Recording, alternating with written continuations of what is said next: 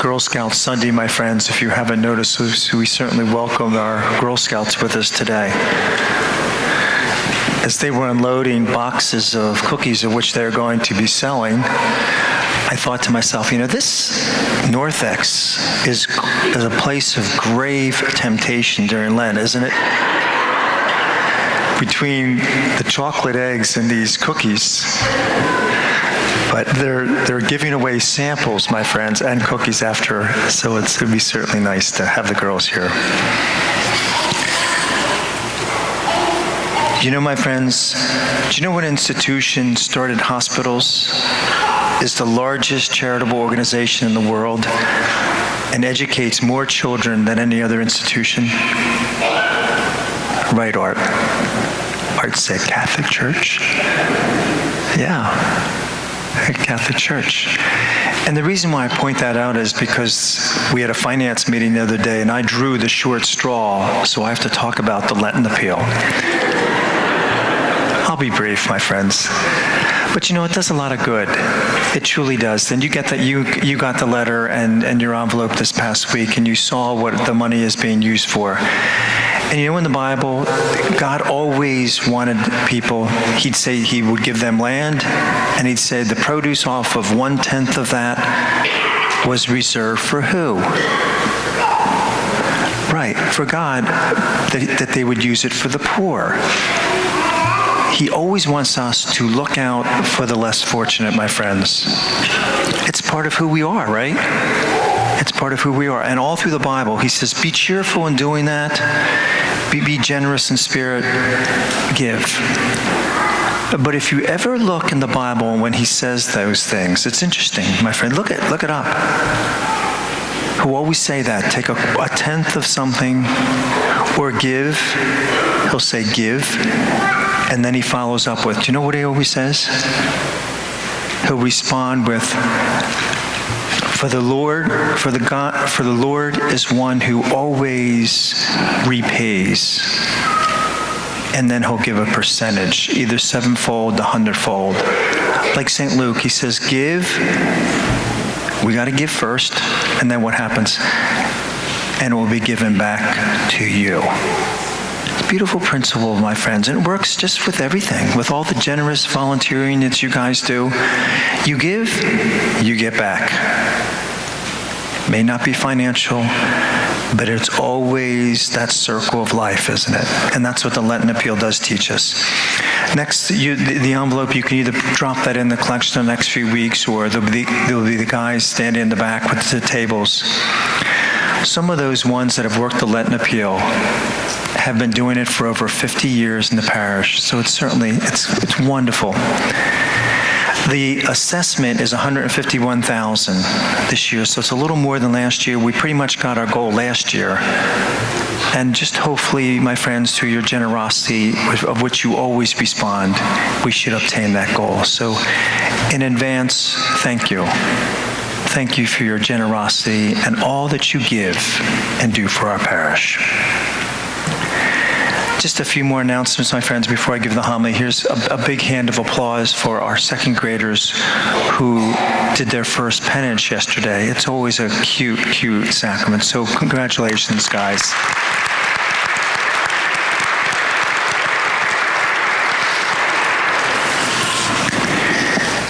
Those children always sit at the edge of their seat, and yet they always are so honest and clear about what they did.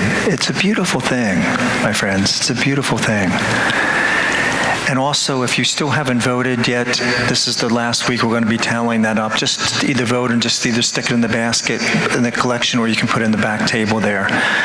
But please, my friends, we only vote once. And finally, Eucharistic adoration. We have adoration from 4:30 to 7. From 6 to 7, we have a man that's a wonderful singer, and he has a group that he plays with.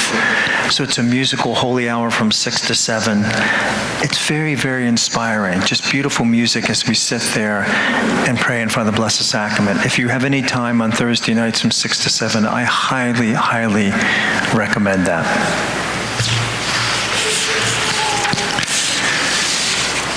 J.B. Phillips was a Christian scholar, and he lay in a hospital bed after an operation that was very severe and wasn't sure if he was going to make it. He said he couldn't even move or blink an eyelid, and he heard the doctor say to the nurse, "I don't think he'll be here in the morning." He said sometime during the night, he either had a vision or a dream. He said he didn't even know, but he saw himself walking through this very dark valley.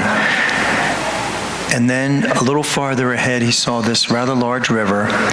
And then beyond the river was this incredible, beautiful area filled with incredibly bright light. And there was a bridge there. So he goes walking towards the bridge, and he saw this figure, as he said, gentle, but absolutely authoritative.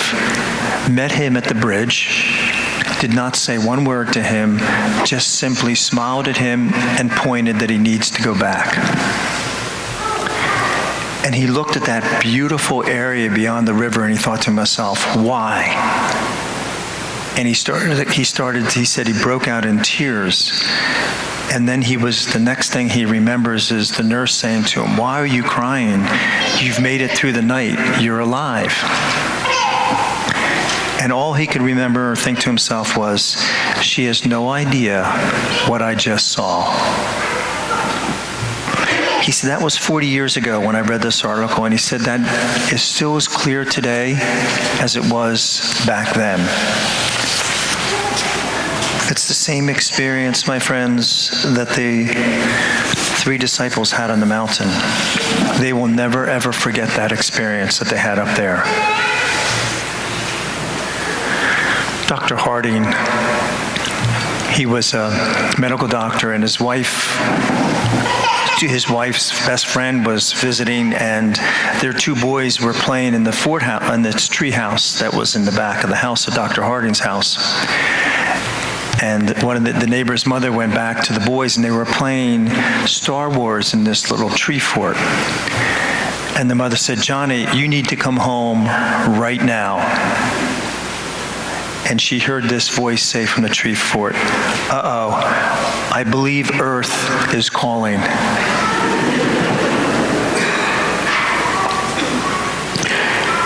They would rather stay in their fantasy world up in the tree fort, wouldn't they? Just like everybody that has had a near-death experience, they want to do what? Stay. Oh, and why not? What did these guys want to do, the disciples? They wanted to stay. And he tells them what? You need to get back down. You need to go back down. You know, we like to stay so we don't have to face the trials and adversities of life, don't we? All of us, my friends, I'm no different. I'd rather stay up there too. But we can't. Why did he do this to these disciples?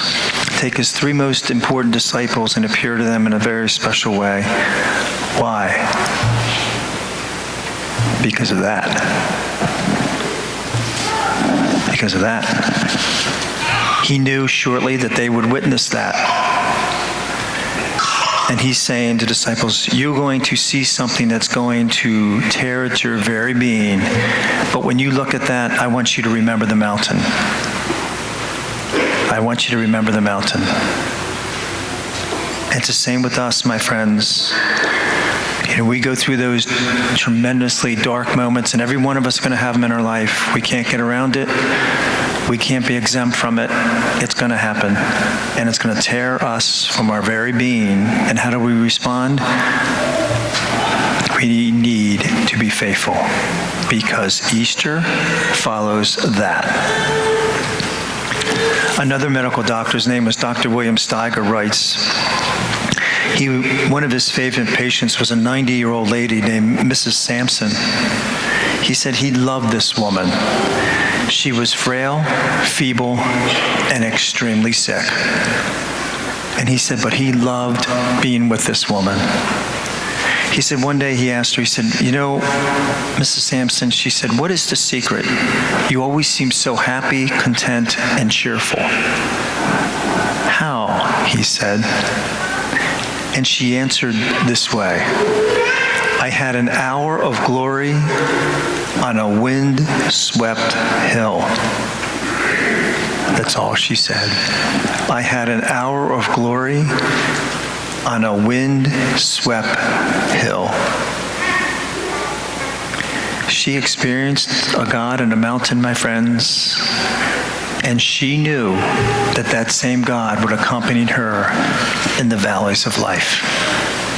And that's what Jesus is telling those. You experience him in the mountain, he will follow you to the valleys. God bless you.